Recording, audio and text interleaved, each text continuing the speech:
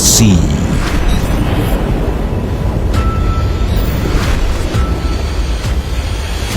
Vast. Inscrutable. Requires an eagle eye. A constant gaze.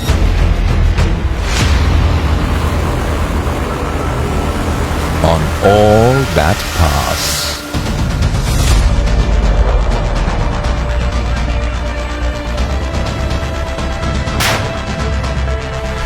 For India, from time immemorial, the sea has afforded opportunities and challenges that altered history. Change has always come from the sea, generation after generation. The sea is where it starts. A benevolent eye, a piercing gaze,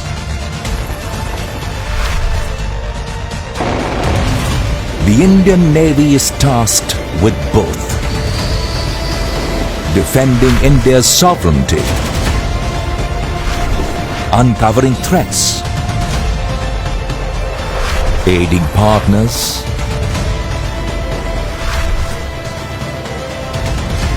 securing the world's busiest trade routes. Every duty performed in the service of the nation.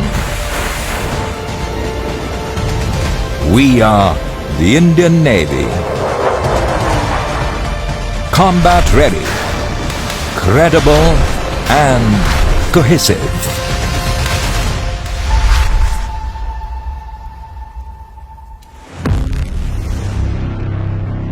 Exactly 49 years ago,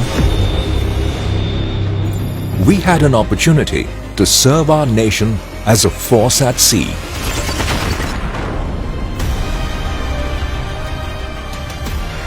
In 1971,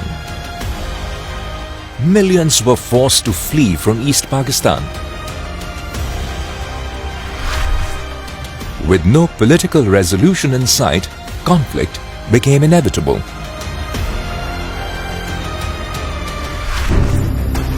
The Navy was tasked with delivering the hammer blow from the sea, with strikes aimed at decisive outcomes.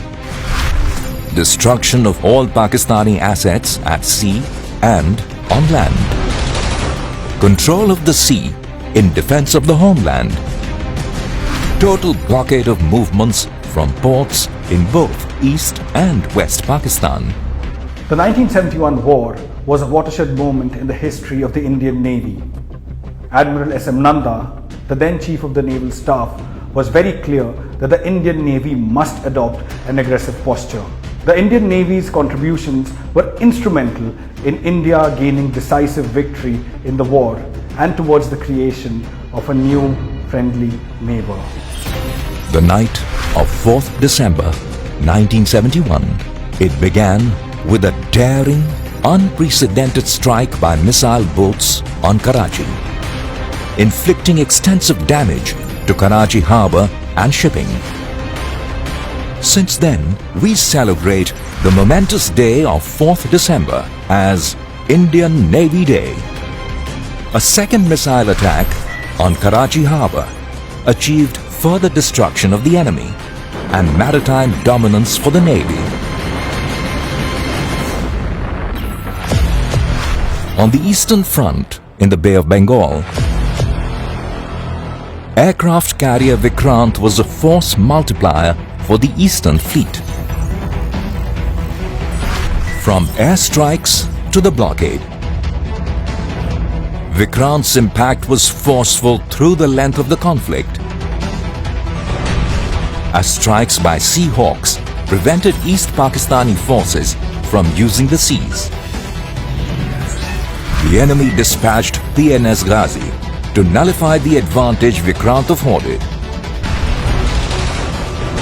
However, the preemptive actions of INS Rajput gave Ghazi a watery burial near Visakhapatnam. While action progressed at sea, the Navy also mounted special operations at Chalna Khulna harbors. INS Panvel and the two gunboats Padma and Palash, manned by the Mukti Bahini, entered and inflicted heavy damage on these harbors in the face of stiff resistance. Towards the end of the war, the likelihood of the enemy attempting escape into Burma, now Myanmar, became a distinct possibility. To prevent this, the Indian Navy executed an amphibious landing for the first time in the history of India. As we celebrate our victories, we also pay homage to the brave martyrs of INS Khukri, who made the supreme sacrifice in discharging their duty in the late hours of 9th December. We owe a debt of gratitude to martyrs and veterans of the 1971 war.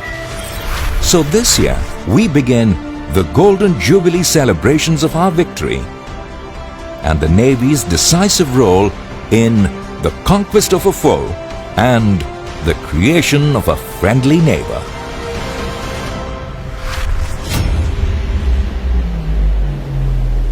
Even today, service to the nation and readiness in the face of newly emergent challenges, traditional and non-traditional, defines the Navy. As tensions simmered along the northern borders, the Navy also increased its operational readiness and preemptive deployment.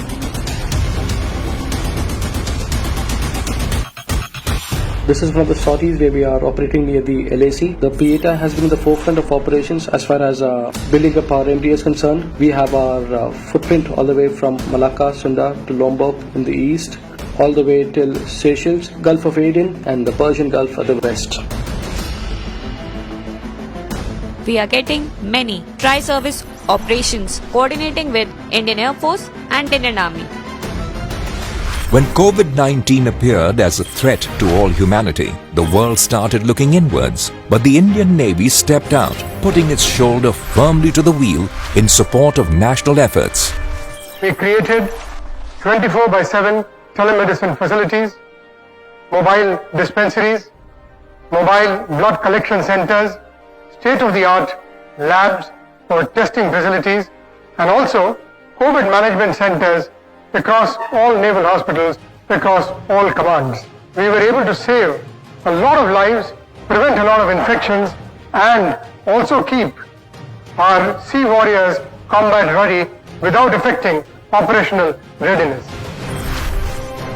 Operation Samudra Setu and Mission Sagar represent important examples of how the Navy supported India's efforts, proving the adage, the seas connect, they don't divide. Though very noble, the task had its own challenges. We had to adopt extreme measures to keep everybody safe, comfortable, and most importantly, to prevent any case of COVID on board. Launched on 5th May 2020, Operation Samudra Setu or Sea Bridge was part of Mission Vande Bharat, the wider national effort to repatriate Indian citizens. Over 55 days, covering 23,000 kilometers, it was the largest such repatriation by the Indian Navy till date. The Navy remained committed to partners in the Indian Ocean region with neighborhood first as the key mantra. The Prime Minister's vision of Sagar, security and growth for all in the region, was consolidated during COVID. Naval aircraft flew multiple sorties, ferrying equipment, medical personnel, and medicine across the country. There were many of the doctors and many of the nurses and many of the paramedical personnel who were themselves as a part of this war afflicted by COVID-19. They had to be hospitalized, they fought the illness, recovered, and come back to join the battle again. We are indeed proud of our healthcare workers. the Navy tackled the unprecedented and extraordinary challenge. Special protocols were swiftly deployed to prevent COVID-19 spread on Navy ships, ensuring that caregivers would not be care seekers. Sickbay complex has 2 isolation wards, that is 1 and 2. Therefore, 8 patients can be isolated in these wards. The circulation, the speciality about these wards is that the circulation is enclosed. The air is directly sucked from the atmosphere and then it is exhaust is directly to the outside, so that the circulation inside does not get mixed with the ventilation which is for the remaining of the ship. All naval personnel walked the extra mile during these difficult times, coming together with a sense of commitment and courage, converting adversity into opportunity through innovation and ingenuity.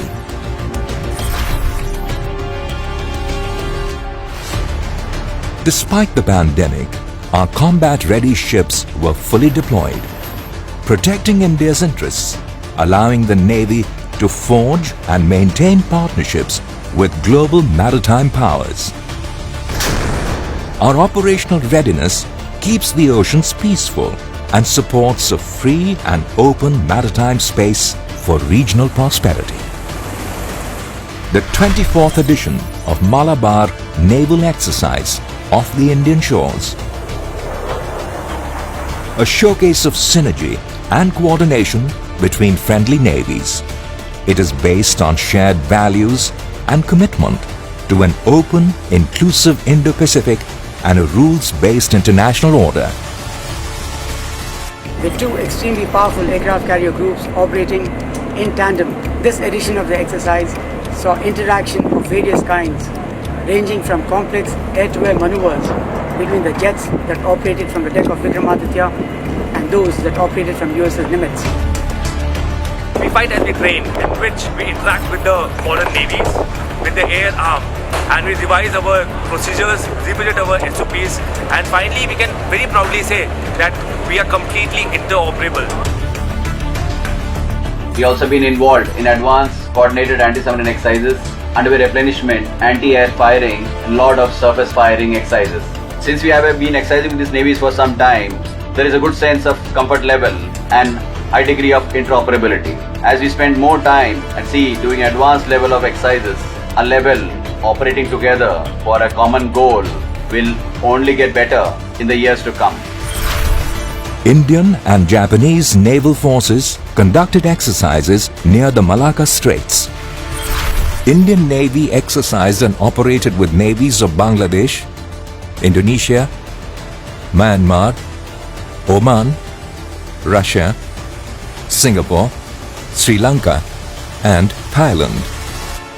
When merchant ship New Diamond, carrying 270,000 tons of oil, caught fire off the eastern coast of Sri Lanka, Indian Navy responded to help douse the flames. The Indian Navy has emerged as the preferred security partner for the region. Indigenous shipbuilding activities continued despite COVID, making India self-reliant, while ploughing investment back into the Indian economy. INLCU L-57 was commissioned into the Indian Navy at Port Blair, an amphibious vessel tasked with transporting and deploying troops and equipment from ship to shore. INS Kavaratti, the last of the 4 indigenously built anti-submarine warfare stealth corvettes, was commissioned as a combat-ready platform. Vagir launched. Indigenously made, it is the 5th among the 6 Kalvari-class submarines. India's first indigenous aircraft carrier went through basin trials and will soon be ready for sea trials. Design and construction of aircraft carriers, because of their scale, complexities and legacy experience, is immensely challenging. The maiden attempt of Indian Navy to indigenously design and build an aircraft carrier therefore assumes special significance. With more than 78% of the equipment and material being sourced from indigenous suppliers, IAC is a true reflection of Prime Minister's vision of Atmanirbhar Bharat. IAC has completed trials of equipment and systems in harbour and is now being readied for sea trials. Ships delivery being targeted by end 2021 will take India into elite group of nations having niche capabilities of design and construction of an aircraft carrier. Naval Innovation and Indigenization Organization is a step towards the goal of Atmanirbhar Bharat, New India, a trusted regional power, an aspiring economic powerhouse, can no longer neglect the sea. The Indian Navy builds trust and bridges with our maritime neighbors in the Indian Ocean region, while maintaining a keen gaze on matters affecting India's national security. Going forward, India must be a friend with friends and a merciless foe to our enemies. We must never forget that for India, the sea is where it starts. Therefore, the Indian Navy will forever be combat ready, credible and cohesive.